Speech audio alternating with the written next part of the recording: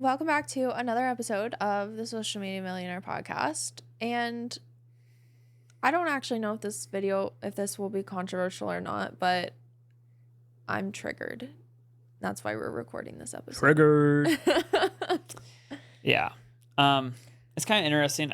I'll probably end up doing a lot of talking on this episode. I'm just here.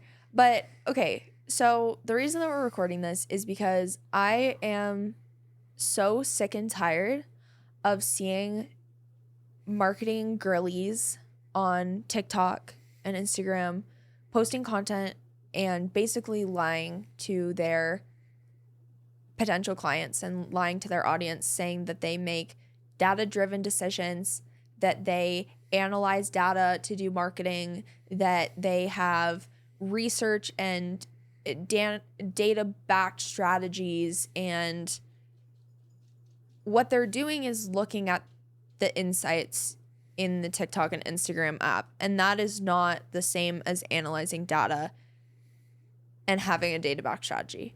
And even looking at the analytics that something like Metricool or Later or Flick pulls is Metricool is the worst. Like, their numbers are always off. Like, they're never accurate. Like, ever. So before Soren goes into his rant, which I am going to fuel the fire of, I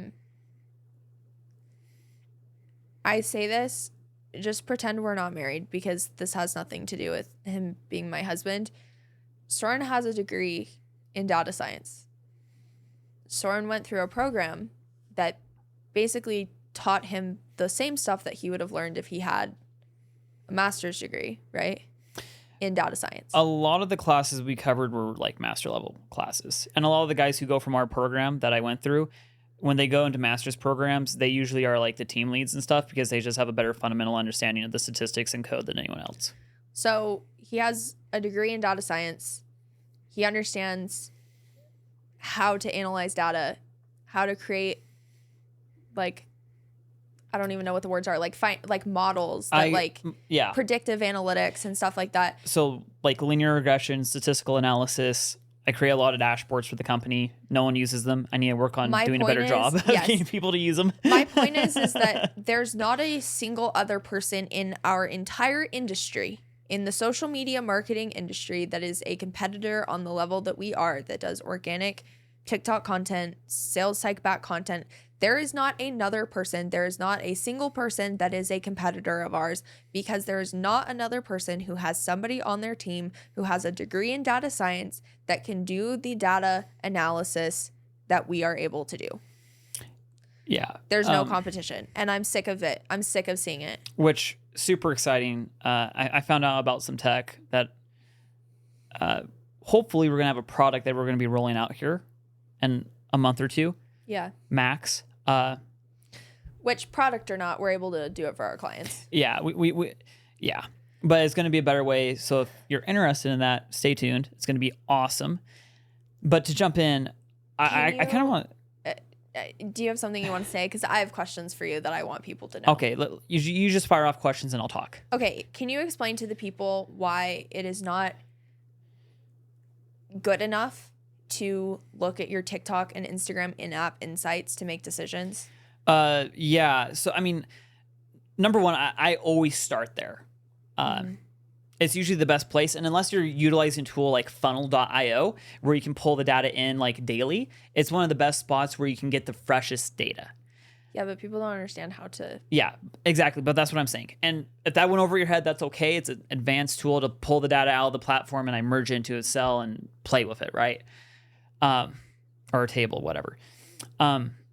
But so like I start there, and so when I look at analytics, I like to go views, profile views, clicks, as far as the total account goes. Everything else is mostly irrelevant. On videos, I go, what is the total length of the video? What is the average watch time? What are the views? Mm-hmm. Okay. But the big reason why it's not enough to like just look at one or the other, or even both sometimes, and this is like the really like hard thing, and I'll explain it. This is why people hire people like us. Yes. Number one, you can't like merge the two together. Mm-hmm. So what happens is you look at one and you look at the other and you try and like make correlations, but guess what? The date's off. And it's like two different videos performed well, right? But like different videos on different platforms. And it's really hard to look at two different platforms. And let's say you like throw Twitter and YouTube on top of that. And now LinkedIn, because LinkedIn's coming out with short form video, right? And Pinterest analytics. And they're all different. And your podcast data and your website data. Yeah. And it's really hard. And you can think you're doing a good job. But you're not. But you're not, because the eye will make little mistakes. It's really easy to like look at the 5th and look at the 6th and think they're the same date on a chart when things spike. Well, and also you're not able to. So if you are posting on both like Instagram and TikTok, most people don't do this, but like how do you know if it was TikTok that was driving your sales or applications, or if it was Instagram or what? Well, and okay, so that's a different question that I love. And what I do, organic attribution is really hard. It's a lot easier if you run ads or do affiliates. And the reason why it's easier for ads or affiliates is because there's billions of dollars behind it and tracking, because that's the only reason why you buy ads. You can't have because you can prove that you made sales. You don't have like a pixel with organic.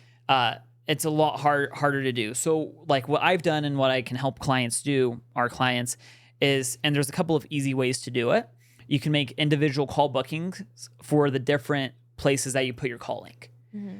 That's like the easy way. The more advanced way to get things to run a little bit smoother and not have like 20 call bookings, because you make one for IGDMs, you make one for the bio, you make one for TikTok, you make one for YouTube. So you get the attribution. Yeah.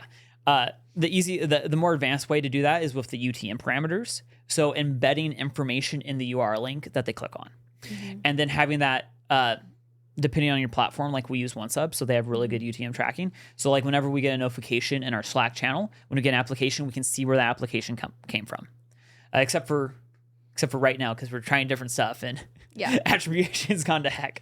But like for literal months, and that's why like I know like even though like Instagram, usually we get 50%. Ow. She's like, "Hello, Dad." I came to lick your face. Yeah. All right.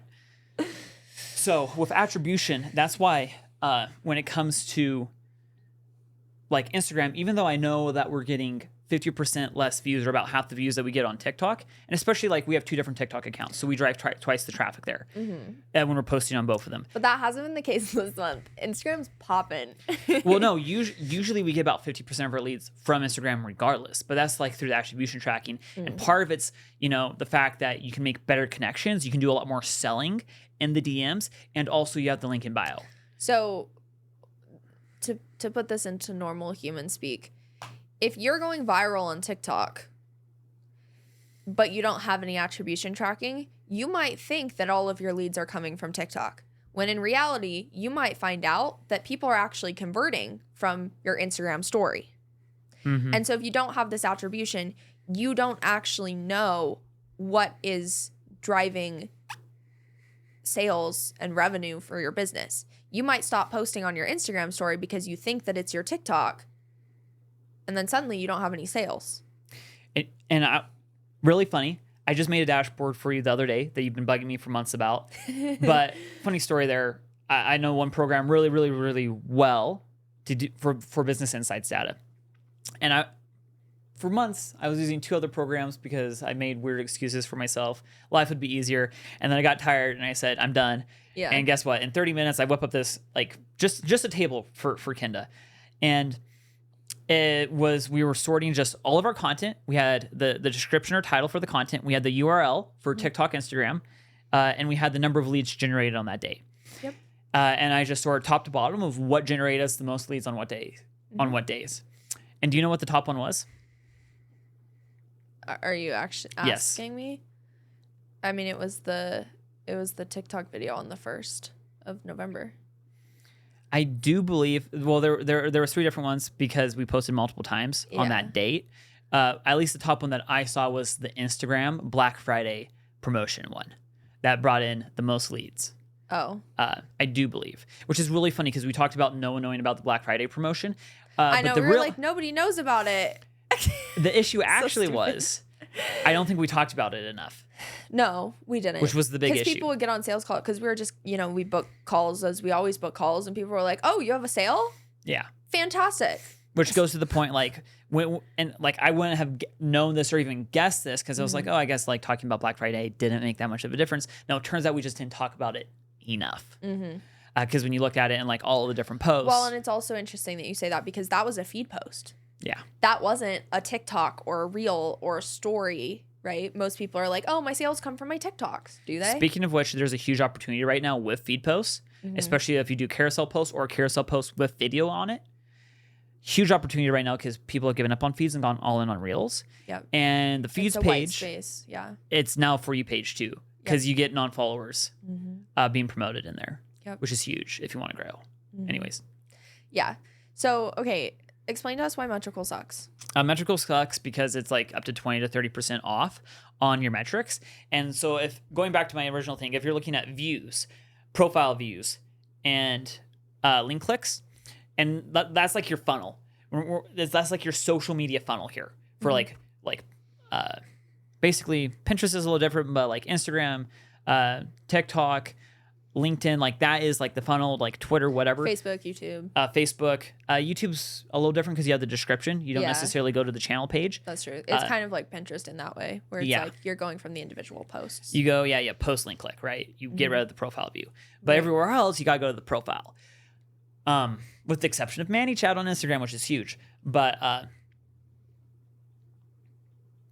what happens with Metricool is if you're doing the math, and I do math all the time, like what is your average conversion rate? If you go from like 3% of views, go to your profile, and then let's say 10%, because when people go to your profile, they're usually trying to get to the link, then 10% convert into link clicks. If you're like 20% off and you're doing projections and you're 20% off with the number of views you're getting, that really affects your math on like what your conversions are. And then you might think something's wrong, or you might think something is working really well when in all reality it's not. And that's why I really don't like Metricool. Now, Metricool is cool because it theoretically pulls everything in. And it's great. I think it's great for posting and scheduling. And what I'll say is looking at some analytics is better than looking at no analytics. It can be used as a really good rule of thumb, but I really don't like it. Yourself as a marketing expert that analyzes data if you're not doing what Soren does. Yeah. Makes me mad. Well, and like the other thing is, we had a client who actually hired this company. I'm not going to say the company's name, but they are really big in the analytics space. And he shared this video with me of the guy, and the guy was just like circling videos on this chart and like drawing lines. And I was like, this guy is so full of crap. Yeah. And what ended up happening, and again, because like I said, organic content's really hard to do attribution for. And it was really funny because the guy was even wrong on this. So the company, they told him that the only way they would be able to do attribution is that if they generated a new link to go in his bio every time he posted. But the issue with that, and they were like, oh, we can attribute like the post to the application. But it's like, no, you can't. Yeah, but what about old videos that are trending? So you have no attribution on that. Actually speaking, it's just They just made it up. Utter trash. Anyways, and like this is a company that is highly reputable in the space saying that, which is like a fundamental misunderstanding. Which is wild to me because why wouldn't they hire actual data analysts like Goldman Sachs does to like work at their company? I mean, you can get business insights specialists like 60, 70K a year starting pretty easy. So I don't know why they wouldn't, because everyone who actually makes money on social media is definitely willing to pay whatever fee it is to employ that person. Right. So that's insane to me. Yeah. Well, and I think a lot of it just goes back to you have a lot of people, and we talked about the program I went through. I tripped into that program.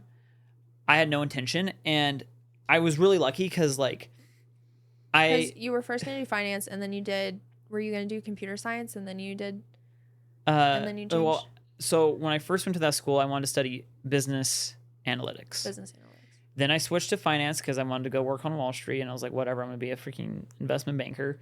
And then I went back and I was like, F all of that crap, F business, because we started building our business. I was like, everyone who talks about business is an idiot. This degree is stupid. Yeah. Well, the finance degree wasn't bad. There's a lot of stuff I still use in that, but I wasn't going to be an investment banker, and I want something I could use more. And I went back, I want STEM. So I started researching. I came across like data scientists, and this school happened to have a degree in data science, which is like unheard of at the bachelor's level, pretty much. There's more programs because OpenAI and like everyone's coming out with one, but like 4 or 5 years ago or 4 years ago when I started, not a lot of people have data science programs. And also I was lucky because pretty much every single one of my professors were like tenured at some weird US laboratory or research facility where they had done research for the last 15 to 20 years, and then they just wanted to teach and give back. So they were all like extremely intelligent professors that I honestly did not deserve to have. Not your average college professor that has never actually done anything besides read books. And the other guy I had, the finance side was also phenomenal because the one guy I had, he'd walk in and I had him for 2 classes, and he'd walk in and he'd introduce himself and he was like, I did deals on Wall Street, although he technically lived in Philadelphia, but he worked for one of the big 5 banks back in the day. And he's like, I want to do a deal that was smaller than $1 billion.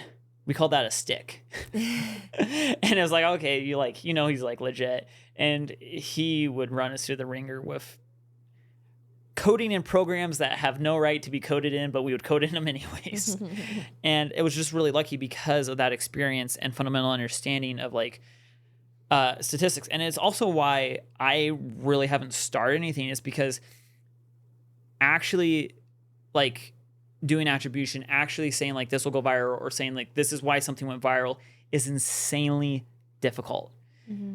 Everything that I do and have done for Laney Media, and again, the reason why like I haven't sold it yet, even though I've thought about it a lot because there's a huge need for it.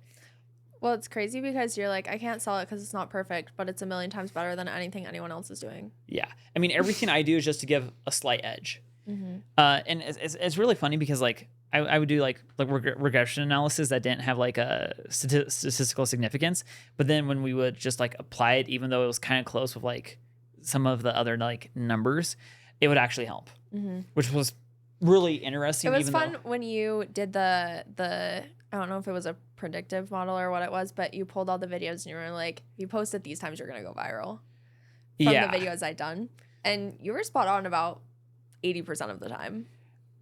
Yeah. Well, and yeah. So, and what I did, and I think posting times are utter garbage. But what I did on that one is I pulled all the videos and I did a linear regression model, and I grouped by times. So I would group like every like 4 hours, I'd turn into a group.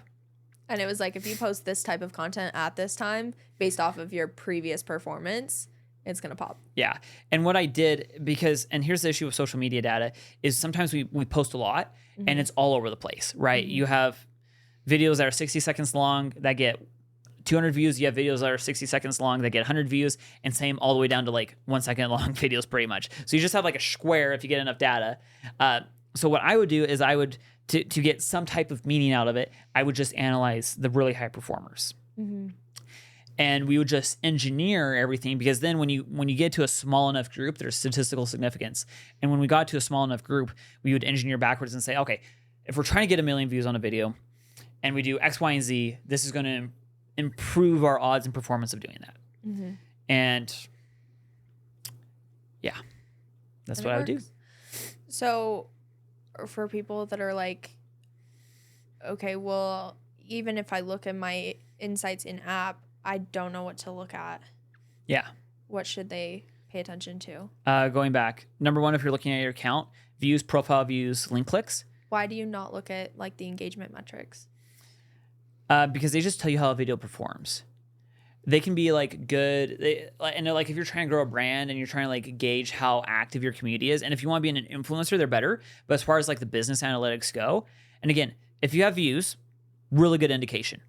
If you have profile clicks, also a really good indication.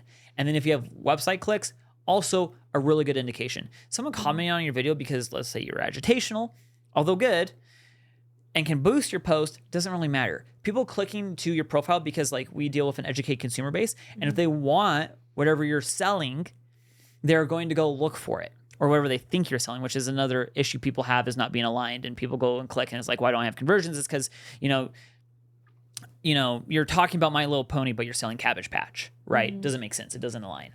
So talk about people that have larger audiences that are really engaged, but they like really don't make any sales.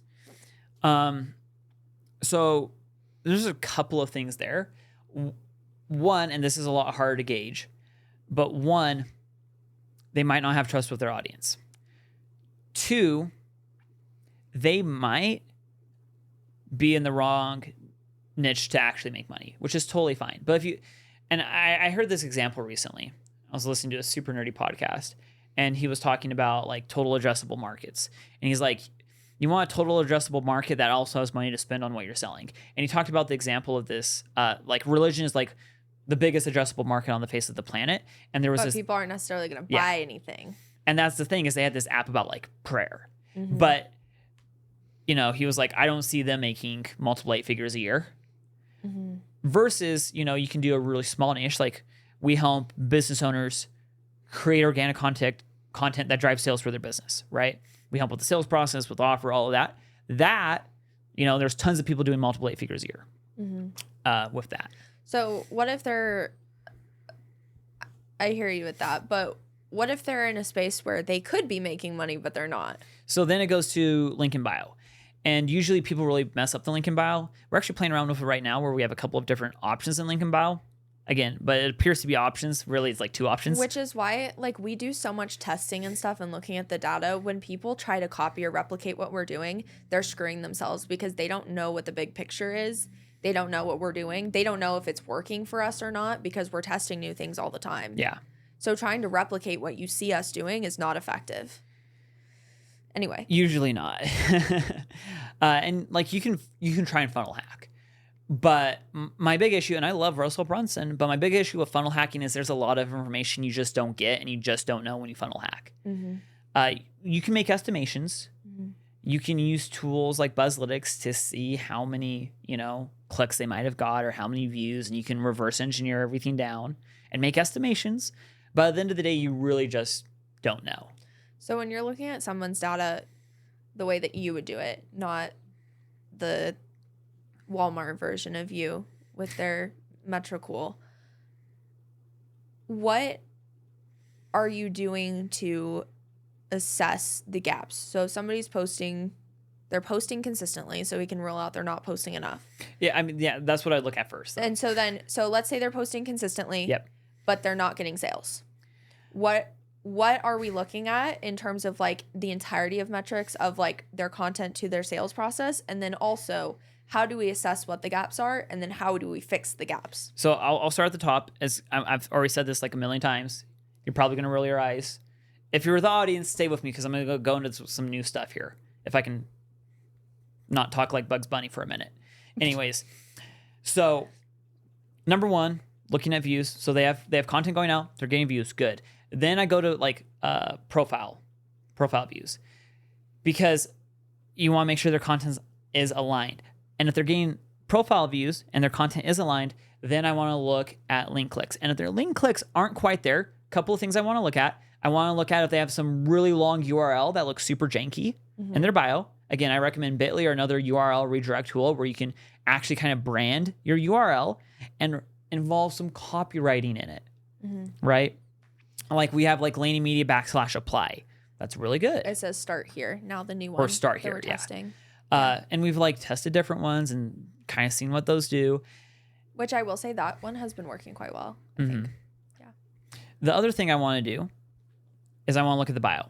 I want to look at your profile picture. Number one, if you're looking at the camera, smiling in your photo, presents a lot more trust. People are 80% more likely to follow an account that is a picture of a face than a logo. Yep. People love personal brands. People love to relate. Yeah. You can only use a non-personal brand successfully is when it represents something bigger than you. And, you know, Nike is a cheap shot example, but they represent just do it. It's or something. If you're Duolingo. Duolingo, yeah, the bird's going to kill you, right? Gosh. If you don't do your Spanish lesson today. Je suis un croissant. That's what I learned from Kenda for 200 days almost. I am a croissant. Je suis un croissant. Of lingual. Do you like that? Love it. Let me tell you what. Let me tell you something. I have a 180-day streak. Awesome. Okay. So next thing I look at, make sure your bio is good. Make sure, you know, you have like what you do, you know, or, like who you are, what you do, and like a CTA in your bio. That's kind of, a framework I like to like. Does it matter if you have a call to action in your bio? Yes. Why? Because you have to tell people what you want them to do. Otherwise, they don't do it. No, but explain like the data that you've seen. People don't click if they're not like, we're talking about like less than 1% of people like clicking versus like 10% of people clicking. So if your content aligns, so it's like a very big gap. Yeah. So like if you're a real estate investor and you're driving people to like your invest in real estate course, like achieve, financial freedom or whatever. And you're talking about that. And then it's like, like build your portfolio or, buy your first rental property or like whatever it is. Like buy your first rental property and you like do a down arrow and that's like the clear CTA to your link in bio. Like you can see upwards of 10% of people who look at your profile click through, which is huge. Pretty average is like 3 to 6. If you're doing less than 3%, that's really concerning because either you like your bio and what you're talking about doesn't align, or you're not giving people a big enough incentive to want to click that link in bio. And like everyone knows when they click, and some people click out of curiosity, but like a lot of people know they're just going down like a rabbit hole of whatever you do or sell, right? Because again, it's a really big indication. We know when we click a bio link that likely you're going to try to sell something to us. Mm-hmm.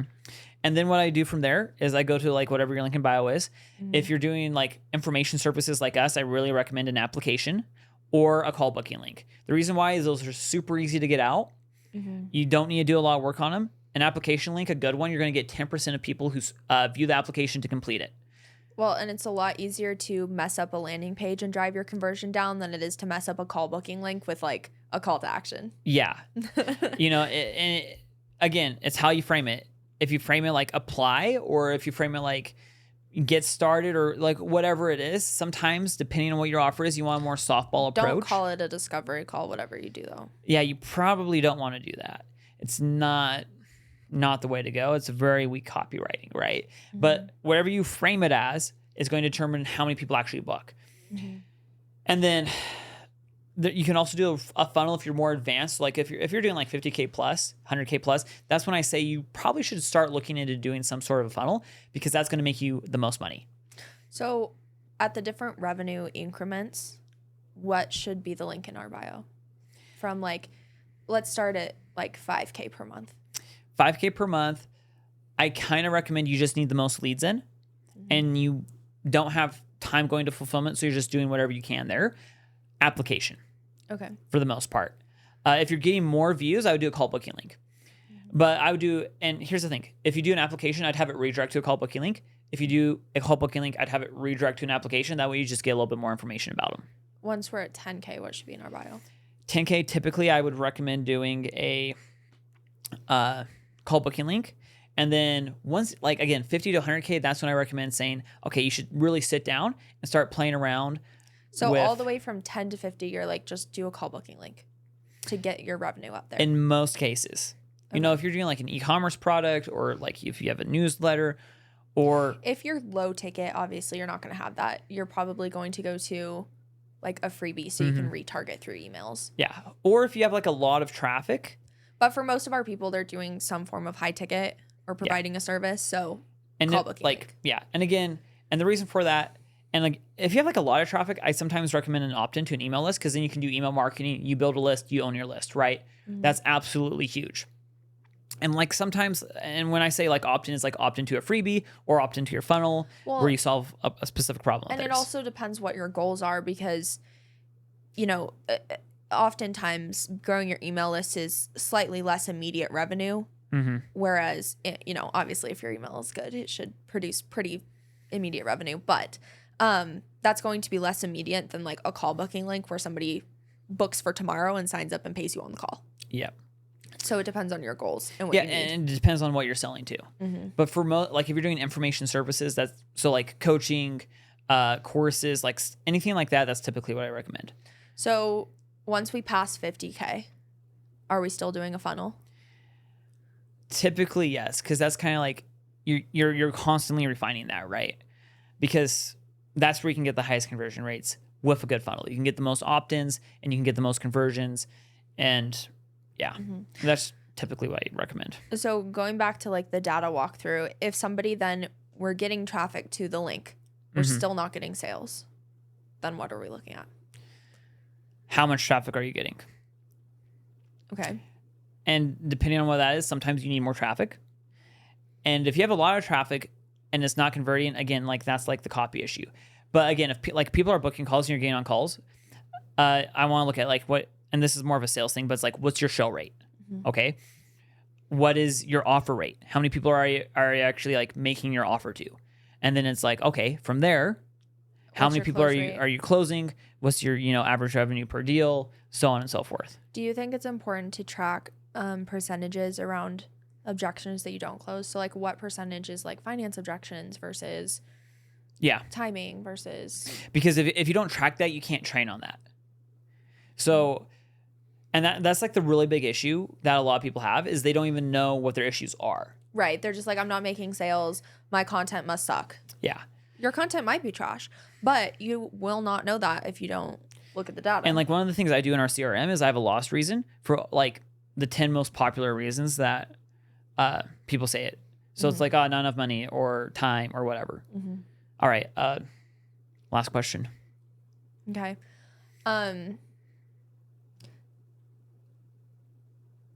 Oh man, I had it and then I lost it. Oh, okay. So we've assessed what the gaps are. Yeah. We've looked at the data. How do we fill in the gaps? How do we fix those things? From a data-driven perspective. SOPs. Kinda love that answer. So when I see an issue, and it depends if it's just you or if you have a team, there's a couple of different ways. You have to identify if it's the team member's issue, if you can improve the team member's issue, or if you need to replace the team member. Harsh world we live in, right?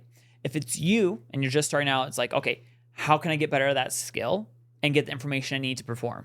Because if it's just you and you're building, you're like at 5 to 10K a month, you can't afford to hire someone else, right? Typically speaking. So you have to learn better, and it's looking at what you can do to learn. From there, once you like have the skills, again, it's like creating an SOP for that. And sometimes a SOP is like if it's your bio and you're getting lots of profile views but not clicks, it's like, okay, I'm gonna test this new bio caption for 7 days or until I get at least 1,000 profile views. Then I'm gonna test another one for 7 days. I'm gonna track all of my link clicks, all of my sales, all of that over 7 days, and I'm gonna compare which one did better. And that's like a really short time frame. A lot of people will say like, I've looked at the data, but if you have less than like 40 points of data, like you can't like really do anything. Like there's no significance because there's this rule of large numbers. And that's like the biggest thing is like you need to get enough data where you can say, okay, on average, this is what's going on. Because if you have like 4 or 5 or 10 accounts of something and you're like, oh, my world's falling apart. You don't know why. Like you don't know that and you don't know why. Yeah. So you have to play, you have to have enough chips to play the game. Yeah. Right. Which is why when people are like, oh, I'm posting TikToks and it's not working. How many have you posted? 5? Yeah. Okay. Post 50 to 500 and come back and talk to me. Yeah. And then like, so that's half the battle sometimes. Okay. Give me a juicy soundbite for why looking at your in-app analytics and or Metricool sucks and is not effective. Because you don't know what you're doing. And if you don't know what you're doing, you're wasting your time. The other, I mean, I feel like that was okay. Great. I love it. All right. Okay. If you want to actually make decisions in your business and know how to be in control of your revenue and not wonder how much money you're going to make next month, we're here. So subscribe to the podcast. Be sure to reach out to us on Instagram. Our Instagram's basically the same, Kenda.Laney or Soren.Laney. And we also have so many free resources on our website. Like it's insane. Yeah, and if you actually apply like what we talked about in this podcast, like I just gave you like $100,000 for free, so you're welcome. Not to be too, not to toot my own horn. 2-2. Oh gosh, 2 for 2, right?